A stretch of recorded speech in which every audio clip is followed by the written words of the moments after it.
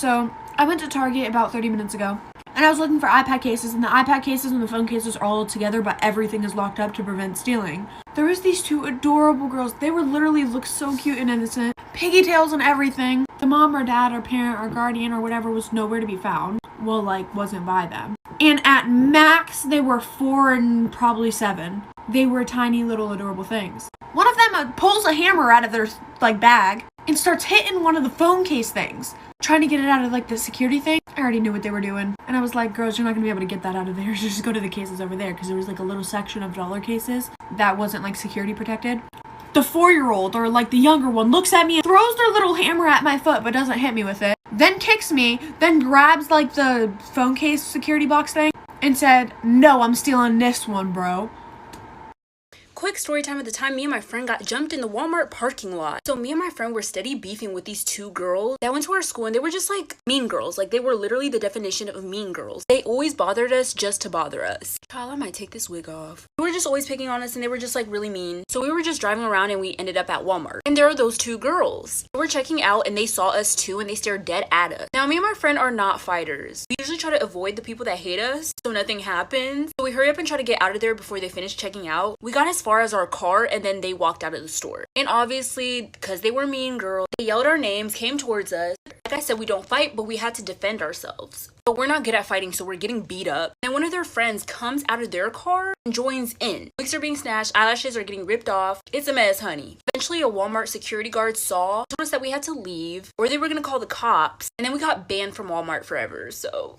My dad tried to kill me. Story time. Growing up, my dad was extremely aggressive for like no reason, especially when it came to me doing sports. Every time I joined a sport, my dad would force me to practice way too hard, and it was really overwhelming. And he only did this because he was extremely competitive and wanted me to be better than everybody else's kids. So when I was in high school, I decided to join the swim team. And when my dad found out, he would take me to this lake by our house and force me to practice every single day. It was a nightmare. One day while we were practicing, I was just so exhausted and I wanted to stop. So naturally, I wasn't swimming that fast because I was tired. Well, my dad got so frustrated with me, he told me that if I didn't pick up the pace, he was gonna drown me in the lake. And I really tried to swim faster, but I just did not have the energy. So he grabs me by the head and holds me underwater. I thought I was gonna die. The only reason he let me go is because I bit him in the hand. This is why you should never trust your friend if they tell you that their pet don't bite. Charla Nash would go over to her friend's house, Sandra, every now and then to watch over her 200-pound chimpanzee. Charla knew straight off the bat that she did not like that chimpanzee because it always scared her. There was even a time where the chimpanzee jumped on Charla's back and ripped out a chunk of her hair. Charla started crying, but her friend Sandra thought it was funny. Sandra would not be laughing at anything that chimpanzee did much longer after this day. One day, Charla gets a call from Sandra saying her chimpanzee wouldn't go back in the cage and she needed some help. Charla drove over there to help her friend, and immediately after, Sandra would have to call the police. By the time the police arrived, Charla was laying on the ground with half of her face eaten off, no jaw, her nose hanging from her face by a piece of her skin, and with both of her hands ripped off. This is what Charla looked like before her attack. Her entire face was mutilated after the attack, but since the photos are super graphic, they'll be posted on my Instagram story. Story time at the time where my Dunkin' Donuts got robbed when I was working early in the morning. So one morning, I had to go into work at 5 a.m. So I was never on time, and I got there at 6 a.m. I was always late. And at the store, it was just my manager waiting for me to come. And early in the morning, it's always dead. But this time, it was extra dead because it was Corona time, so nobody wanted to go out of their houses. People also needed jobs, so people also had no money. It's like people were so wild.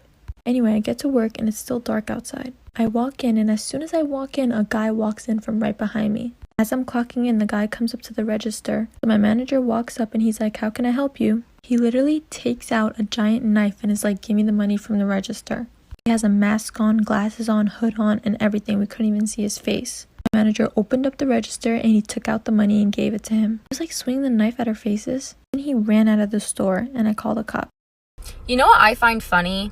How the school system will teach us how to memorize pages and pages of useless and indoctrinated information that we could literally look up within seconds, but they fail to teach us the most important things in life, like, I don't know, creativity, imagination, self-awareness, how to love other people, communication skills, how to challenge ideas, how to grow our own food, how to self-defend, how to build, and overall just how to think for ourselves. Or literally anything about money, debt, or taxes. Or I don't know, just finding our passions and true talents in life. But no, they teach us what to think and not how to think. Just a thought.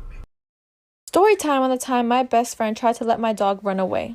So I used to be best friends with this girl. She used to always come over to my house. We'd always have sleepovers. However, she did not have such a great relationship with my dog. The dog would always jump on her, try to kiss her, lick her, bite her, play with her. But that's how dogs are, you know? She always told me didn't have a problem with it, but I could tell she had a problem with it. So one night, she was sleeping over in my room, and I wake up in the middle of the night, it's like 3 o'clock, and I hear like walking down the stairs, and I see she's not in her bed. And my dog used to always sleep in the room with us. I saw he wasn't in the room either. So I get up, I go downstairs, and I'm like, what's going on? And I see the doors open to the backyard. And she's like, Benji, come here, come here. And I'm like, what are you doing? She was like, oh, nothing. I was like, are you letting him out?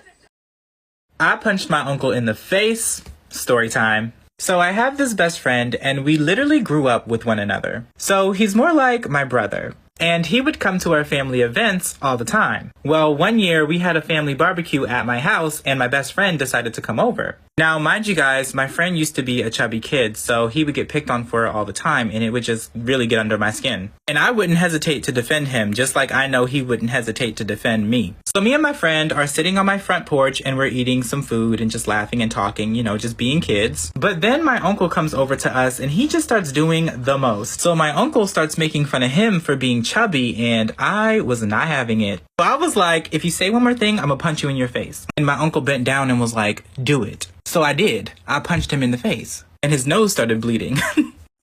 Story time of the time where I threw up in front of my whole classroom. So in my school, they would always give carton milk with meat or any other food. But whenever I had carton milk and meat, that was not a good combination. Like, who even allowed the schools to give milk and meat together? Like, just imagine that going into your stomach. Does not mix well. Anyway, one day I had milk and chicken. Of course, it was chocolate milk, which makes it worse. I felt like honestly I was the only kid who had this problem because nobody else had this problem, not even my brother. So one day I had chicken and milk and I did not feel good. So I told my teacher I need to go to the nurse. They called my mom and told me that she's gonna come and pick me up. So I was sitting in front of my classroom waiting for her. Then all of a sudden I couldn't hold it in. I had to let it out. I just threw up in front of the whole class. Story time on when I flooded my kitchen.